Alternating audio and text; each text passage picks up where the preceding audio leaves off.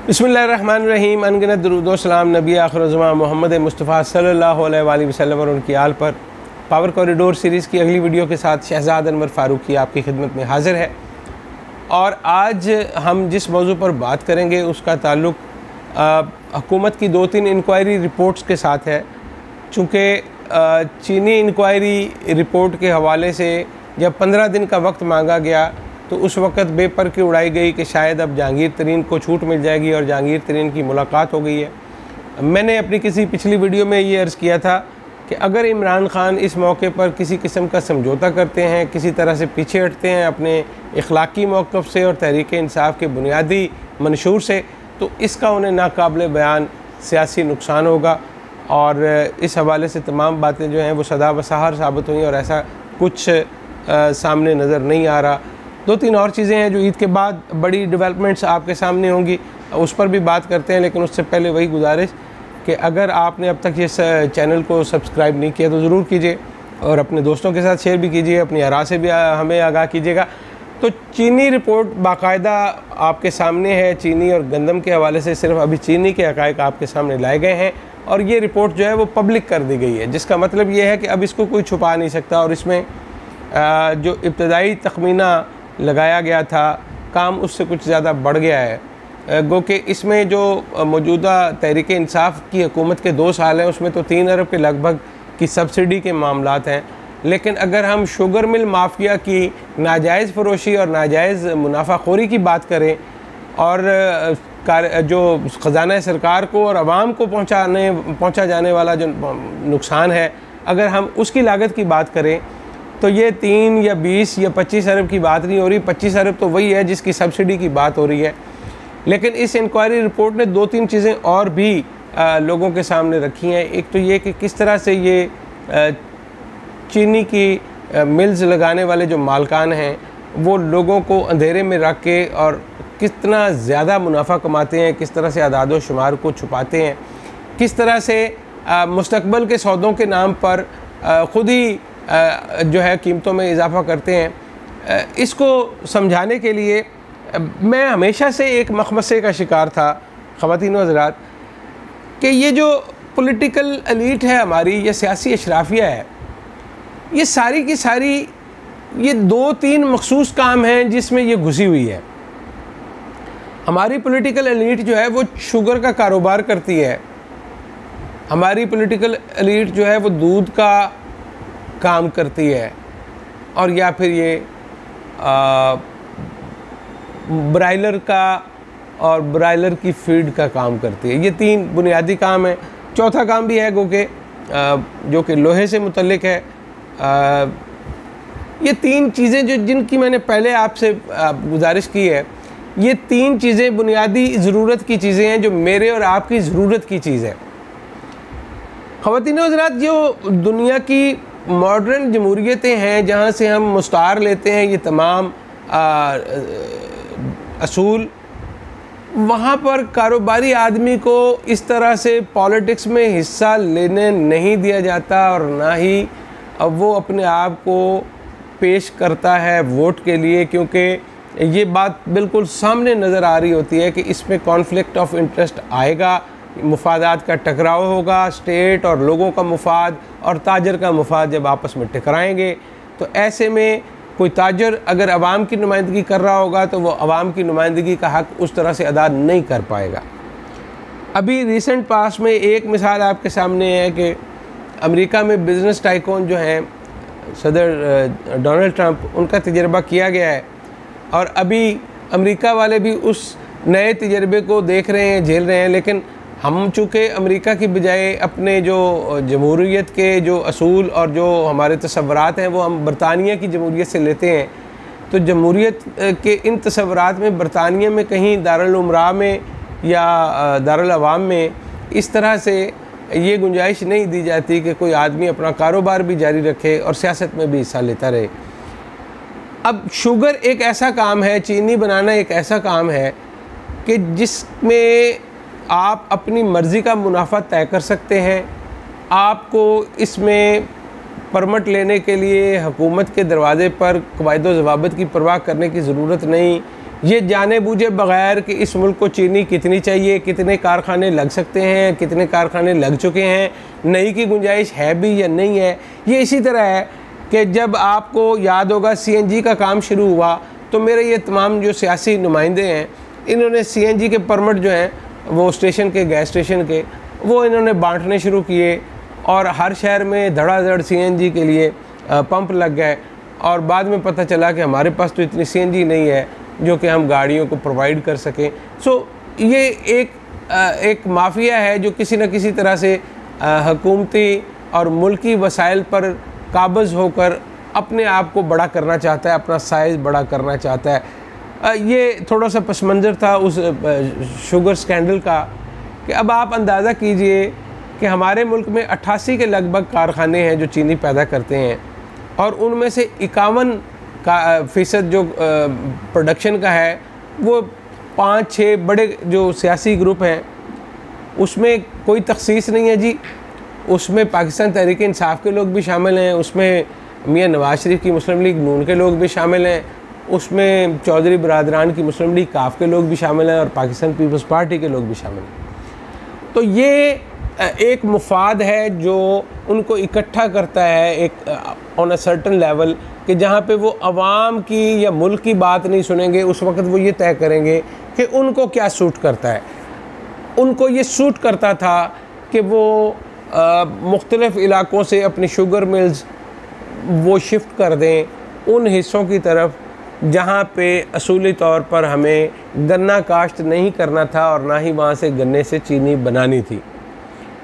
जनूबी पंजाब को रवायती तौर पर हम कपास का हिस्सा, कपास के लिए हमने मुख्तस कर रखा था, और जबकि पंजाब का बस्ती और उससे आगे का जो हिस्सा है उसमें हम गन्ना वन्ना उगा लिया करते थे और वो हमारी ज़रूरत के लिए काफ़ी हुआ करता था। लेकिन हमारे लोगों ने देखा कि उनकी मज़ीद की जो हवस है वो पूरी नहीं हो रही, तो अब उन्होंने अपने एरियाज़ को बढ़ाना था, वो जनूबी पंजाब चले गए। देखिए पाकिस्तान की बदकिस्मती कैसी है। मैं ये सोचता हूँ कि अगर मेरे इन सियासी रहनुमाओं ने कभी कपास का इंतखाब किया होता, वो किसी तौर टेक्सटाइल मिल लगाने में इंटरेस्टेड होते या काटन जिनिंग में उनका कोई इंटरेस्ट होता, तो शायद पाकिस्तान में काटन धड़ाधड़ हम पैदा कर रहे होते। और काटन की देखिए क्या खूबसूरती है कि हम उसको कपास की सूरत में भी बाहर बेच सकते हैं, उसके बाद उससे धागा बना के भी बेच सकते हैं। उसका कपड़ा और दीगर मसनूआत हज़ार हैं जिनको हम बनाकर पूरी दुनिया से पता नहीं कितना माल बना सकते हैं। लेकिन मेरे रहनुमाओं की नज़र कपास पर नहीं पड़ी, उनकी नज़र करम गन्ने पर गई और वो हमने इतना गन्ना उगाना और बेचना शुरू किया। ख़वातीन व हज़रात, इसमें एक और दिलचस्प चीज़ मैं आपके सामने रखता हूँ। पाकिस्तान की ये जो 88 शुगर मिलें हैं, अगर हम इनकी प्रोडक्शन के हवाले से थोड़ा सा गौर करें तो आपको ये जान के हैरत होगी कि ये पूरी दुनिया में कोई अच्छी क्वालिटी की चीनी पैदा नहीं की जाती यहाँ पे। इसको अगर हम इंटरनेशनल मार्केट में बेचने के लिए ले जाएं तो जब हमारी क्वालिटी को वहाँ पे रेट किया जाता है या रैंक दिया जाता है तो वो हमारी ए क्लास चीनी में हम कंसिडर नहीं किए जाते। हमारी चीनी उस मयार पर पूरा नहीं उतरती जो कि इंटरनेशनली ए या बेस्ट जो मयार है उसके हवाले से हम उसको कंसिडर कर सकते। ये 2 नंबरी का एक धंधा है और इसमें कोई पूछने वाला नहीं है। जो इंक्वायरी रिपोर्ट है वो हमें ये बताती है कि बहुत सारे लोग मिलजुल कर खेल रहे थे और समीउल्लाह से कलीमुल्लाह, कलीमुल्लाह से समीउल्लाह और कलीमुल्लाह ने वापस पास समीउल्लाह को दिया और समीउल्लाह ने गोल कर दिया। ये गोल हुकूमत ने नहीं किया, ये किसी सियासी जमात ने नहीं किया, ये ताजरों के एक ग्रोह ने अवाम के ख़िलाफ़ ये गोल किया जिनका एक ही एजेंडा है और वो है उनकी अपनी भलाई, मुल्क की, पार्टी की, अवाम की भलाई का। इसमें कहीं कोई कॉन्सेप्ट नहीं है। इसमें एक जगह पर नहीं, बेतहाशा जगहों पर आपको बेईमानी और फ्रॉड नज़र आएगा। पहली बात तो ये है कि इस कमीशन या इस इंक्वायरी रिपोर्ट से पहले आज तक हमें ये नहीं पता हुआ करता था कि हमारे पास टोटल चीनी माफ़ कीजिएगा कितनी पैदा हुई, कितनी हमारे पास पिछले साल की कैरी फॉरवर्ड है और कितनी हमने बेच दी है। और कितनी हमें मज़ीद पैदा करनी है, और जिस एरिए पे हमने गन्ना काश्त कर रखा है अगली फसल के हवाले से वो कितनी मिकदार में है और हमें मज़ीद कितना गन्ना उगाना है या कम उगाना है, इसको कभी ज़ेर बहस नहीं लाया गया, चूँकि ये उस क्लास के लिए मुनाफे का फ़ायदा सौदा था जिसके लिए बज़ाहिर ये मुल्क बना हुआ नज़र आता है। क्योंकि जिस तरह की लूट मार इस मुल्क में मचाई गई, मुझे लगता नहीं है ये मेरे और आपके लिए मुल्क बनाया गया है, ये इन्हीं लोगों के लिए बनाया गया है जो हर तरीके से इसको इस्तेमाल करते हैं और फिर ये पैसा जो हमसे वो निचोड़ते हैं इसको बैरून मुल्क के अकाउंट्स में वो ट्रांसफ़र कर देते हैं। पहली बात तो ये है कि आज तक फ़ी किलो चीनी का लागत का तखमीना कभी ठीक नहीं दिया गया। सोने पे सुहागा ये कि इन अखराजात और आमदन को सामने लाने के लिए जो एक शर्त रखी गई थी कि हर मिल जो है वो अपना सालाना ऑडिट जो है वो किसी गैर जानिबदार ऑडिट फर्म से करवा कर SECP में जमा करवाएगी। लेकिन आपको पता है वो जब ज़फ़र हिजाज़ी साहब का दौर चल रहा था वहाँ पे और मियाँ नवाज शरीफ साहब हुकूमत में थे तो वो शर्त सस्पेंड कर दी गई, ख़त्म कर दी गई। और वो जो वाहिद सोर्स था जहाँ पे हमें ये पता चल सकता था कि चीनी एक्चुअली एक किलो चीनी कितने में तैयार होती है, कितना उस पर टैक्स लगता है, कितना इसमें कारखानेदार की कमाई है और कितना दुकानदार हमसे लेता है, वो डॉक्यूमेंट सिरे से ही ख़त्म हो गया। दूसरी कार्रवाई ये है कि ये चीनी जितनी भी बनती है और जहाँ पे भी बनती है इसके हवाले से स्टॉक्स को प्रॉपर मेंटेन नहीं किया जाता, बल्कि दिखाने के लिए FBR को और वो बैंक जिससे वो कर्ज़ा वर्ज़ा लेते हैं वो फ़र्ज़ी अदाद व शुमार दिखाए जाते हैं और फ़र्ज़ी कागज़ात पर ये सारा कारखाना चल रहा होता है। कारखानों ने चूँकि ज़ाहिर है ये सारे आसिफ ज़रदारी साहब हों या नवाज़ शरीफ साहब हों या चौधरी परवेज़ इलाही हों या आप समझ लीजिए कि जहांगीर तरीन हों, तो इन्होंने अपने कारखानों की जो चीनी पैदा करने की कैपेसिटी थी वो किसी से कोई मज़ीद इजाज़तनामा लिए बग़ैर बाज़ों ने तो दुगनी भी कर ली, यानी एक फैक्ट्री की जगह 2 फैक्ट्रियाँ लगा ली एक ही फैक्ट्री के अंदर और किसी को बताया भी नहीं। कानून के मुताबिक आप ऐसा नहीं कर सकते, लेकिन चूँकि कानून इनके घर की लौंडी थी इसलिए ये कुछ भी कर सकते थे और इन्होंने किया। उसके बाद ये हमें बताते हैं जी कि हमारे पास चीनी ज़्यादा होगी और चीनी ज़्यादा होगी है चूँकि गन्ना काश्तकार ने ज़्यादा उगाया था तो हमने वो सारा अगर लेना है और चीनी पैदा करनी है, नहीं तो हम फिर नहीं बनाएंगे, हमारे पास तो पड़ी हुई है। और हमें अगर बाहर भेजनी है तो बाहर चूँकि कीमत कम है तो हमें आप इस पर सब्सिडी दें। ये सब्सिडी का फ्रॉड पिछले कई सालों से चल रहा है और अगर इस दफ़ा ये कीमतों में इजाफा ना होता तो शायद ये कभी भी हमारे सामने बात ना आती कि हमारे साथ कौमी वसाइल की लूट मार का भी खेल साथ साथ जारी है। अवाम की जेबों से तो पैसा निकलता ही निकलता है। अब अवाम के लिए एक और गेम है कि जब मिल ने चीनी तैयार की, चीनी तैयार करने के बाद अब वो उसके गोदाम में पड़ी है। अब वो आपने एक लतीफ़ा सुना होगा कि वो जो शेख साहब थे वो माल लाते थे कहीं लाहौर से, शालमी से या कहीं और से, कपड़े का थान लाए वो, और रात को उन्होंने अपना जब वो पहुँचे तो उन्होंने वो अपना सामान खोला और वो थैले में से वो एक कपड़े का थान उन्होंने निकाल के सामने रखा। तो वो उनकी बेगम ने कहा ये आप मुझे बेच दीजिए, ये आपने कितने का लिया है? उन्होंने कहा जी ये मैंने लिया है 2300 रुपये का। और बेगम ने कहा अच्छा आप ये मुझे 2500 का दे दीजिए। और बेगम ने वो 2500 का ख़रीद के बेटे को बेच दिया 2700 में और बेटे से बेटी ने ख़रीद लिया 3000 में और 3000 से शेख साहब ने वापस फिर 3200 रुपये में वापस ख़रीद के रख लिया। और सुबह जब उनके पास ग्राहक आता है उसी कपड़े के लिए तो वो कहते हैं खुदा की कसम ये 3200 रुपये का तो मुझे घर में पड़ता है। और वो बिल्कुल ठीक कसम भी खा रहे होते हैं और वाकई उनको घर में इतने का ही पड़ रहा होता है।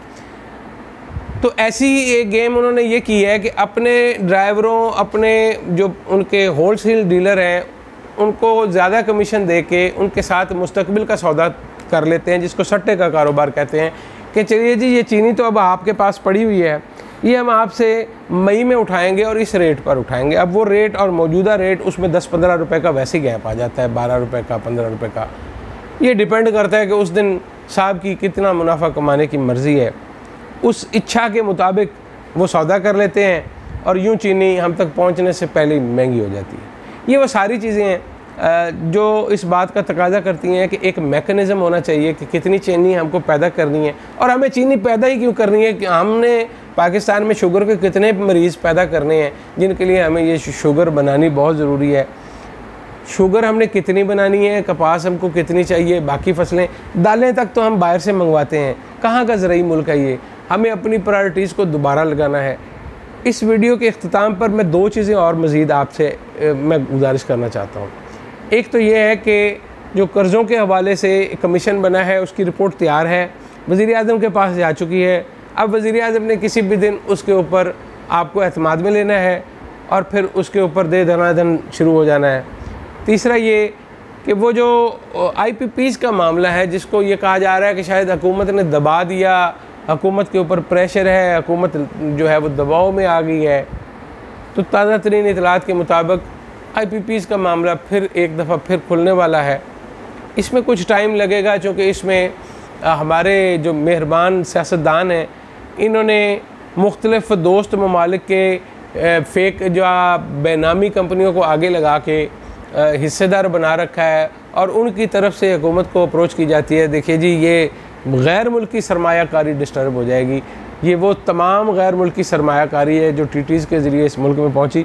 ये भी किस्सा किसी दिन खुलेगा, और अगर अल्लाह ताला को पाकिस्तान और उसके अवाम पर रहम आ ही गया है तो मुझे लगता ये है कि ये तीनों रिपोर्ट्स जो हैं ये मेरे और आपके सामने भी होंगी, और मुझे और आपको हर आदमी का असल चेहरा भी दिखाई देगा, क्योंकि ये तो मेरे रब का वादा है कि किसी शख्स को उस वक़्त तक दुनिया से नहीं उठाया जाएगा जब तक कि पूरी दुनिया उसका असल चेहरा ना देख ले।